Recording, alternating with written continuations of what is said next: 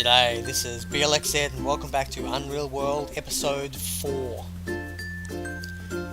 Like I've said a few times, I'm planning on running this whole playlist as a bit of an experiment into different recording styles and see how I feel and what's the most comfortable for me. In this particular one, I'm experimenting with a full pre-record, and then the whole thing will be played at 4 times speed while I do a total voiceover narration. And you know, if people like or dislike this, they can let me know in the comments, and I will take that feedback on board in future episodes, both in this series and in other series that I do. At least in the early part of this particular series, the main thing I was struggling with was starvation and hunger. The dried meat, I've forgotten the word for a second, the dried meat was not drying as fast as I thought it was. You may notice me rolling over it a few times and checking when it's ready, and it might say, you know, it's ready in the morning, so I'll check in the morning and it's not ready, and then I'll try again, and you'll see me there. I just picked up a whole bunch of it. It actually took me quite a few checks to really get that far. A good 4 or 5 different checks on different days before it finally happened. It may have been just my lack of cooking skill kicking in. It may be a rounding error in the game. I actually don't know. But either way, I now have significant amounts of food, and you may notice me eating the awful cuts first. I don't know why I do that. I probably because there's fewer of them. I want to get rid of one item. It could well be that I suppose I've learned from previous RPGs in the past that you work off your least valuable potions or items or whatever first. I don't know if it's a particularly good idea to do in this game, but it's something that I've always done, and I'll probably struggle to beat that habit. But the majority of this episode will be, or actually the entirety of this episode will be me building the walls, the basic foundation of my house. I would like to get the walls and the floor done as soon as possible. I don't quite get done with the floor because I guess I lose interest after a good solid hour of gameplay. But I get a lot of it done. I get all the walls done by the end of this, and I even get a little bit of time to hunt the occasional grouse that flies around. I find these grouse have been interrupting my construction so many times. I just ended up getting the shits of them and trying to hunt one down. That was actually a hazel grouse. I've seen black grouse. I've seen a whole range of them. And at that time there, I just threw a javelin and I only bounced off the wall directly in front of me. But later on, I will actually hunt some other ones, and I'll cover that when I get to it. But the real battle with this has actually been fatigue. I spend almost half of my time just resting and recovering from fatigue, which is a real killer, and it probably doesn't help that I'm building the entire house in the snow. It starts off at probably thigh deep snow, which is pretty deep. You know, I've lived in snow places before, and it'd be a pretty bad day with that thigh deep snow. So Finland is obviously a lot colder than where I've lived. By the end of this though, it does get down to ankle deep snow. So while this beautiful snowscape will not disappear, it is very close to. I've done a little bit of research on the months as well. At the top I've had a look at the wiki, and the seed time month that we're in now is, I believe it's something like April. So we are not that early in the year. We're heading in towards the summer quite quickly. But for some reason there's still a significant amount of snow. I don't know if this is a product of the new temperature system or something else. Maybe it's a particularly cold year. I do know that yearly differences are being modelled in the game from this latest version onwards. But I do know that it was unexpected, for me at least, to have snow so late in the game, to have an ice what's that called, like an icy lake for so long, actually having to break a hole in it each time I wanted to take a drink. I'll admit that it's quite frustrating in terms of breaking through. But another artifact of this whole system, which I've reported to the developer and I'll hopefully have some feedback from him soon, is that the game is a lot more sluggish. Like, I'm talking several times more sluggish. It used to be a very responsive game, as you would expect from something that's so graphically unintensive, and so I assume the computer bases behind it, the actual calculations being made, are so low intensity. This latest version seems to be a lot more heavy on the actual CPU. Now, whether that is the fact that, whether that's entirely the fact that I'm recording, I know part of it will be, but it's, even when I'm not recording, it's still a significant chunk. And at the moment, I'm blaming the new temperature system. It calculates it from minute to minute, which is an interesting concept, and it makes hypothermia far more dangerous than it used to be. I used to be able to move through the winter and the early spring completely naked for a couple of hours and stop and light a fire and warm back up and then keep moving. You might get the occasional minor frostbite on your skin, but it was never a huge issue.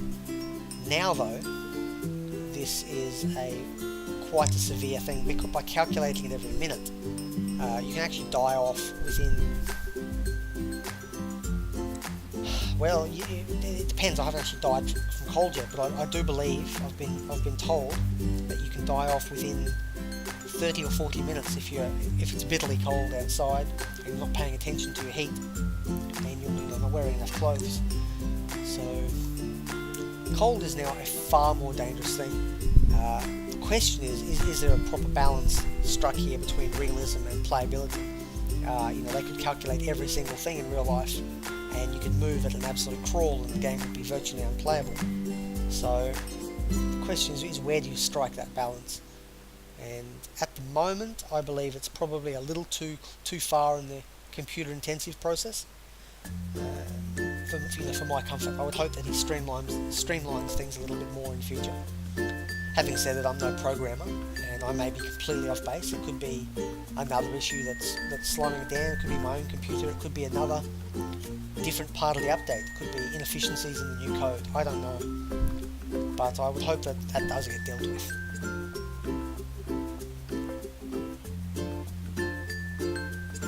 The other thing I've noticed is up the top left, the skybox, or I believe they call it the skybox, but it's sort of the weather thing, and everything. You can see it's cloudy right now, and the sun is beginning to set. They have done, or Sammy has done a full update of that, so that it now is representative of the time of the year and how high the sun actually gets above the horizon for the latitude that you're actually at. And quite a lot of work has gone into that, I believe. So I found that to be, well, it's definitely an upgrade from the previous 4 or 5 step thing that used to have sun rising, morning, noon, afternoon, sunset, night, give or take.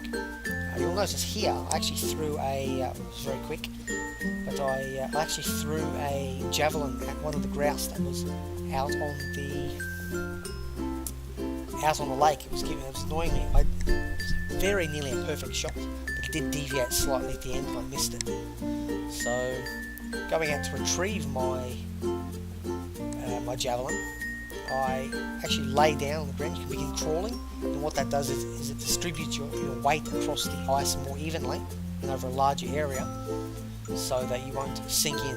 Unfortunately, I did still break through the ice. The ice is now very thin, and the end of winter is very close. So I have not been able to retrieve my javelin. Here you'll notice me actually figuring out that I had a squirrel skin tanning, and it has now gone rotten because I left it for so long. So I tried to set fire to it, and in, I suppose, typical game fashion, the sticks caught fire and the squirrel skin is completely untouched in the middle of that fire. So I haven't yet figured out how to get rid of it. It was about this time that I was actually thinking about how I'm going to retrieve that javelin. Javelin themselves are fairly easy to make. It's a two-step process requiring some slender trunks, which I've got all around me, everywhere, and some time by the fire. So it really is just a little bit of time. But I was thinking about it while I was hauling these logs in, and actually another efficiency thing I was doing, a log is 500 pounds, but a tree trunk is 500 pounds, a log that you carve out of it is only 400 pounds. So if you're going to be moving a significant chunk of them, like I am here, I'll be moving, I believe, 6 or 7 of them, you can actually save quite a bit of time by turning them into logs, debarking them and all that stuff, right in the one location, and then moving the logs a long distance if you've got a significant chunk of distance to cover. And you'll see here I actually lay down and took it from a different angle, hoping that the ice was a lot thicker there, and it was. I actually managed to get out there, grab my javelin and come back, and that's quite a risk actually, considering this is a perma-death game. So if you die, if you manage to freeze to death, or you take a wound, or you eat a mushroom that's poisonous, and there's no way of recovery, you will eventually die, and there's no way out of that. You can't just reboot your character and try again. I won't eat that next time. It's much the same as real life. You eat a poisonous mushroom, it's all downhill from there. So I took a bit of a risk getting a javelin, but I was fairly confident I could make it back if anything went wrong. It's only a very short distance, and I can build up a fire and warm myself up. But in this current version, there's actually a much more dangerous prospect falling in the water, especially in the winter or the early spring, like I am now, simply because of the way temperature is calculated. So I may complain a little bit about the lagginess, but at the same time I do appreciate all the work that has gone in, the work that Sammy has done. It has made a pretty considerable difference to how you play the game. In the depths of winter, you're no longer going to be trundling around feeling comfortable and warm. Even if you're fully rugged up, you're still going to feel, at best, cold or cool. So that's really why this house is so important. It may be a little bit early in terms of getting this all set up. It's not even summer yet, and then from there it's got autumn and winter to wait for. But having this prepared beforehand, having this all ready well in advance, will save me a lot of effort down the track. And as I said earlier, I will spend the next episode actually going out and hunting. Whether I find anything or not is another matter, because I haven't filmed it yet, haven't recorded it. But once I go out, I hope to track down some big game. That would be brilliant. Probably a little more difficult. The reindeer I did get, I actually got by chasing them out on the ice, and because they're heavier than me, they fall in and drown and die, and then I could crawl out and cut them up for meat and drag it back in without falling through the ice. I'm actually going to have to start going and hunting down on my own merits now, which will be a little more difficult. But you'll see here I'm just finishing off the final bit of the outer perimeter wall. And this is a big achievement. Having a door and a total perimeter set up will allow me now to put down the floor, 25 pieces of floor I believe it was. That's quite a significant chunk of effort still left, but having the walls done is a sort of a mental accomplishment. I feel like I'm a whole big step closer. Where to from here though is another matter, and I will have to figure that out as time goes on. I don't know if I can handle another big marathon session like this. The RSI begins to kick in after a while, and that is a definite downside to this game, is the amount of clicking and typing required to do even the most simple of tasks. But anyway, I am approaching the end of this particular episode. I hope you have enjoyed it. If you like the new style of recording and presentation, let me know. If you don't like the new style of presentation and recording, by all means let me know, and I will adjust in future. But I've been Blxz. This has been Unreal World. Make sure to like and subscribe, and let me know what's happening. And if you are interested in playing this game, you can find it on their website, which the link has been provided underneath in the description. Take care.